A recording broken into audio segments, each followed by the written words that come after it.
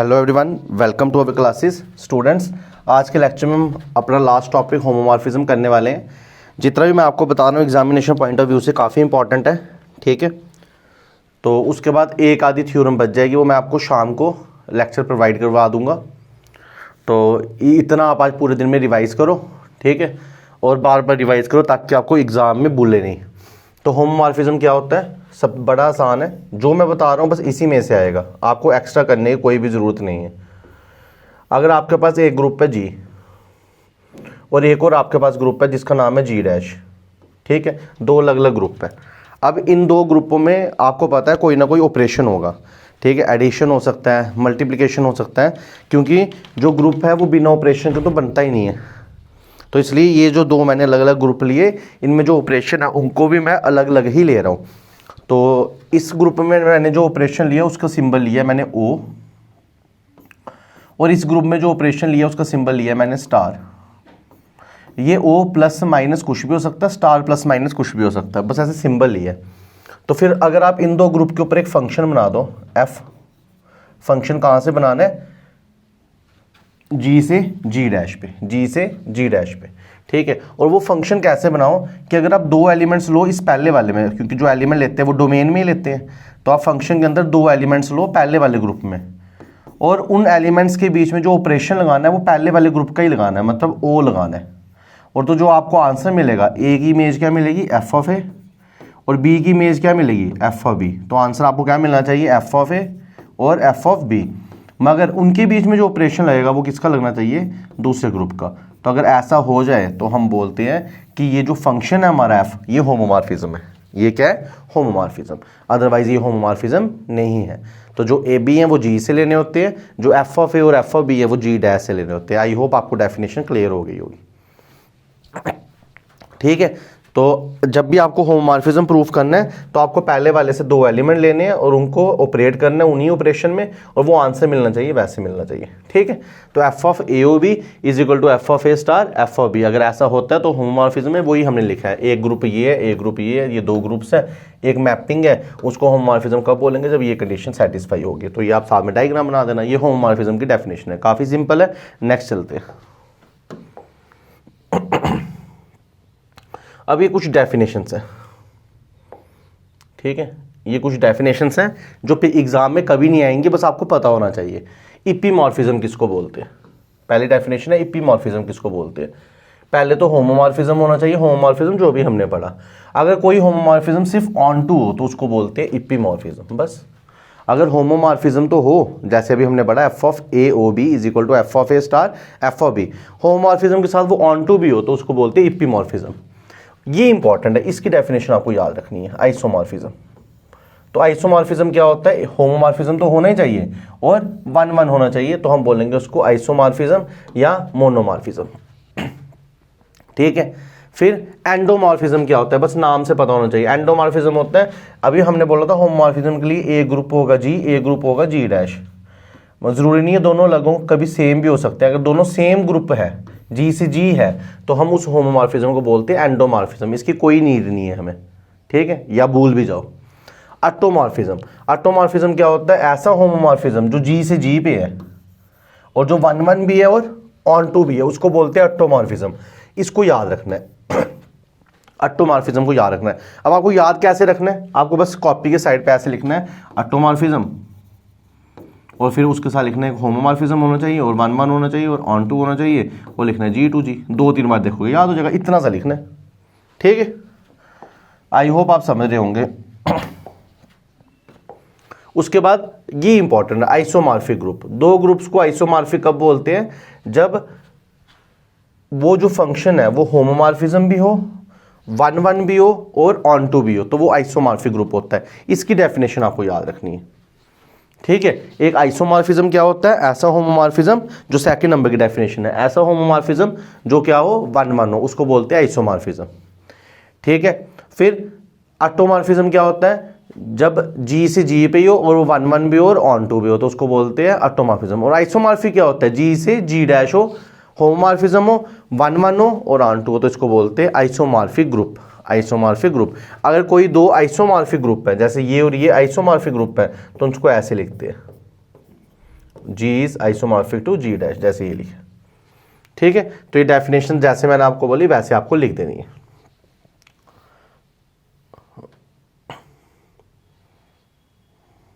अब दो डेफिनेशंस और हैं, ठीक है, ये दोनों इंपॉर्टेंट है। इसमें जो ये वाली डेफिनेशन है कर्नल ऑफ होमोमॉर्फिज्म, ये काफी इंपॉर्टेंट है, मोस्ट इंपॉर्टेंट, इसकी डेफिनेशन भी एग्जाम में आती है। ठीक है, तो होमोमॉर्फिक इमेज क्या होती है? तो जो ग्रुप जी डैश है उसको होमोमॉर्फिक इमेज कब बोलूंगा? जब एक ऐसा मैप आ जाएगा जो होमोमॉर्फिज्म भी हो और ऑन टू भी हो। देखो इसका मतलब क्या है, अभी होमोमॉर्फिज्म के लिए एक जी है और एक जी डैश है। अगर ये होमोमॉर्फिज्म है, आपको पता है होमोमॉर्फिज्म कैसे प्रूव करते हैं, होमोमॉर्फिज्म है ये, और होमोमॉर्फिज्म के बाद ये ऑन टू भी होगा, मतलब अगर कोई चीज़ होमोमॉर्फिज्म के बाद क्या हो, ऑन टू हो, तो मैं बोलूँगा जो ये सेकंड सेट है जी डैश, ये इसकी होमोमॉर्फिक इमेज है। ठीक है, जो ग्रुप जी डैश है वो होमोमॉर्फिक इमेज है किसकी? जी की। जब एक ऐसा मैप आएगा, ऐसा मैप आएगा जो होमोमॉर्फिज्म भी हो और ऑन टू भी हो, ये भी सिंपल है। ठीक है, तो आई होप आपको ये भी समझ आया होगा। उसके बाद कर्नल चलते हैं। कर्नल क्या होता है? जैसे अगर आपके पास ये एक ग्रुप है जी और ये ग्रुप है जी डैश, अगर ये ग्रुप है, इसके पास भी बहुत सारे एलिमेंट है, इसके पास भी बहुत सारे एलिमेंट है, और इसके बहुत सारे एलिमेंट में एक इसके पास आइडेंटिटी भी है इसका ई डैश। ठीक है, तो कर्नल क्या होता है? कर्नल क्या होता है? इसके आपने वो सारे एलिमेंट ढूंढने हैं, इसके आपने वो सारे एलिमेंट ढूंढने हैं, उन सब एलिमेंट्स को मैं एक्स मान लेता हूँ जिनकी इमेज क्या आ रही है? ई डैश, जिनकी इमेज क्या आ रही है? ई डैश। तो जो ये बहुत सारे एलिमेंट्स हैं, जब आप इन सबको इकट्ठा लिखोगे तो इस सेट को बोलते हैं kernel of f. Kernel of f के अंदर वो सारे एक्स आते हैं, किसके एक्स? जी के, जिनकी इमेज ई डैश है। मतलब कर्नल ऑफ एक्स के अंदर वो सारे एक्स आते हैं, ये जो एक्स हैं ये किसके होने चाहिए? जी के होने चाहिए, और इन एक्स की इमेज मतलब एफ ऑफ एक्स क्या होनी चाहिए? ई डैश होनी चाहिए। ई डैश क्या होना चाहिए? Identity element of g dash, वही लिखा है देखो। जी से जी डैश एक होमोमॉर्फिज्म है, तो कर्नल ऑफ एफ को कैसे रिप्रेजेंट करते हैं? कर्नल ऑफ एफ को ऐसे रिप्रेजेंट करते हैं, के ई आर एफ, ये। और इसके अंदर वो सारे एलिमेंट्स हैं जिनकी इमेज क्या है? ई डैश। तो आप ये डायग्राम भी बना लेना। ठीक है, ये वो सारे एलिमेंट्स हैं, वो सारे एक्स लिखने हैं जिनकी इमेज क्या आ रही है? ई डैश। तो इन सब एलिमेंट्स का जो सेट है उसको बोलते हैं हम कर्नल। तो कर्नल के अंदर अगर कोई आप एलिमेंट लेते हो तो इसका मतलब है उसकी इमेज क्या आ रही है? आइडेंटिटी। उसके एलिमेंट की इमेज क्या आ रही है? आइडेंटिटी आ रही है। तो ये इंपॉर्टेंट डेफिनेशन है, ये आपको याद रखनी है। कर्नल ऑफ एफ के अंदर वो सारे एक्स हैं जिनकी इमेज क्या आती है? आइडेंटिटी आती है। आइडेंटिटी एलिमेंट आती है जी डैश का। ठीक है, अब ये हमारा फर्स्ट क्वेश्चन। ये जो हमारा फर्स्ट क्वेश्चन है, ये कुछ क्वेश्चन ही इंपॉर्टेंट है, बुक में तो बहुत सारे क्वेश्चन है, मगर जो क्वेश्चन एग्जाम में आते हैं मैंने वही लाए हैं। ठीक है, जो हम ट्यूशंस में भी कराते हैं वो भी यही है। तो बेसिकली क्या है इसमें जेड एक ग्रुप है इंटीजर्स का, जेड एक ग्रुप है इंटीजर्स का, और आपको फंक्शन दिया है जेड से जी। आपको फंक्शन कहां से दिया है? जेड से जी। देखो ये जेड है और ये क्या है? जी।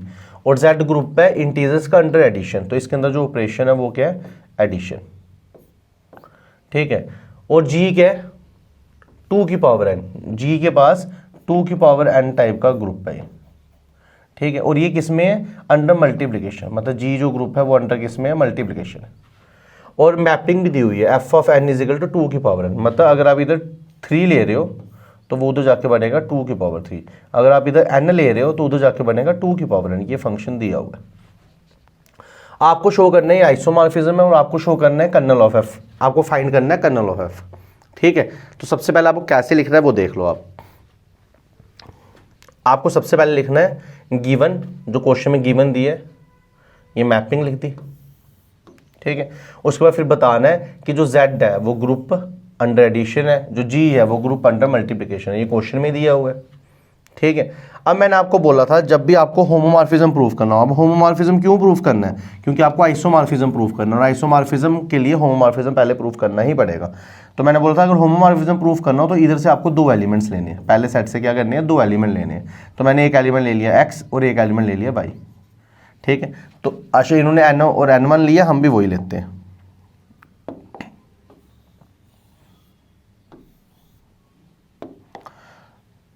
तो इधर से 2 एलिमेंट ले लिए n और n1 और n2, और ये फंक्शन में भेज दिए एलिमेंट्स, ठीक है, ये n1 और n2। फिर मैंने क्या बोला था, इधर कौन सा ऑपरेशन लगाना है, जो ये ऑपरेशन है, तो ये ऑपरेशन है प्लस का, ठीक है, तो ये आपने लगा दिया। होमोमॉर्फिज्म के लिए ऐसे करने। अब एफ ऑफ n1, हम क्वेश्चन की डेफिनेशन देखी जाए तो जब n है तो वो 2 की पावर में चढ़ा दो। अब n1 प्लस n2 है तो ये भी 2 की पावर में चढ़ा दो, 2 की पावर n1 प्लस n2। अब basis are same, powers are added, तो 2 की पावर n1 इंटू 2 की पावर n2, ठीक है। अब आपको प्रूफ क्या करना होता है, f of n1 F of n2, और इधर ऑपरेशन कौन सा लगाना है, जो इधर है, और इधर हमारा मल्टीप्लिकेशन होगा, तो ये आपको प्रूफ करना, वो तो हो ही गया। इस चीज़ को एफ ऑफ n1 ही बोलते हैं, इस चीज़ को एफ ऑफ n2 ही बोलते हैं, तो प्रूफ हो गया, ठीक है। तो वही हमने लिया n1 n2, दो इंटीजर्स ले लिए, एफ ऑफ n1 निकाल दिया, एफ ऑफ n2 निकाल दिया, F of n1 plus n2 लिया, और ये इसके इक्वल प्रूफ कर दिया, तो ये क्या हो गया, होमोमॉर्फिज्म हो गया। यहाँ पर क्या हो गया, होमोमॉर्फिज्म। तो होमोमॉर्फिज्म प्रूफ करना काफ़ी ईजी है, ठीक है। आई होप आपको ये चीज़ समझ आई होगी।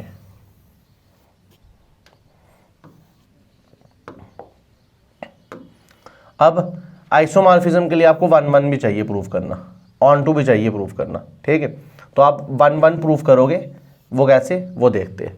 तो 1 1 आप सबको पता है, ये आपका पहला सेट था Z, ये आपका दूसरा सेट है G।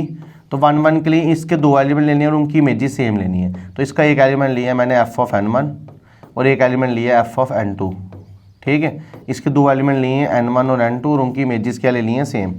जब मैंने इसको प्रूफ करने की, सॉल्व करने की कोशिश की, तो ये अकॉर्डिंग टू डेफिनेशन 2 की पावर n1 2 की पावर n2, 2 2 कट गया तो आपका n1 इजिकल टू n2 आ गया। तो आपने इमेज सेम ली और एलिमेंट सेम आ गया, तो इसका मतलब ये क्या है, 1 1। तो 1 1 भी प्रूफ हो गया। सिंपल क्वेश्चन है ये, ठीक है। ये देखो f इज 1 1, दो एलिमेंट लिए, उनकी इमेजेस ली सेम, उसके बाद ये लिखना है, उसके बाद ये लिखना है, और ये 1 1 भी हो गया। तो ये होमोमॉर्फिज्म 1 1 भी है और होमोमॉर्फिज्म भी है, 1 1 भी है, तो आइसोमॉर्फिज्म है। क्यों, क्योंकि ये देखो अभी आपने डेफिनेशन पढ़ी, आइसोमॉर्फिज्म के लिए होमोमॉर्फिज्म 1 1 होना चाहिए, तो वो क्या होता है, आइसोमॉर्फिज्म। तो ये आइसोमॉर्फिज्म प्रूव हो गया। अब आपको क्या बताना है, कर्नल बताना है। क्या बताना है, इसका कर्नल बताना है। तो कर्नल निकालते कैसे है वो मैं आपको सिखाता हूँ, ठीक है। आप पहले ये नहीं देखना, पहले जो मैं बता रहा हूँ वो देखना। तो ये G है, ये Z है अभी हमारे क्वेश्चन में,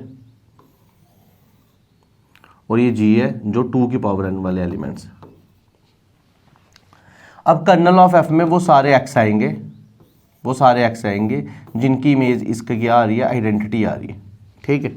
तो कर्नल ऑफ f में अब आपको पता है इसके जितने एलिमेंट्स हैं वो 2 की पावर n में है, तो जो आइडेंटिटी होगा वो ऐसा होगा 2 की पावर 0, क्योंकि आइडेंटिटी क्या होता है 1, क्योंकि ये ग्रुप क्या है, मल्टीप्लिकेशन। मल्टीप्लिकेशन में आइडेंटिटी कौन होता है, 1, और 1 को हम लिखते हैं 2 की पावर 0। तो हमें पता चल गया इस ग्रुप की आइडेंटिटी एलिमेंट है 1, और 1 हमारा क्या है, 2 की पावर 0, ये आइडेंटिटी एलिमेंट है। अब मैंने जो इसके एलिमेंट है उनको n मान लिया, तो ये ऐसे एलिमेंट है जिनकी इमेज हम करेंगे तो वो आपका आइडेंटिटी आएगा।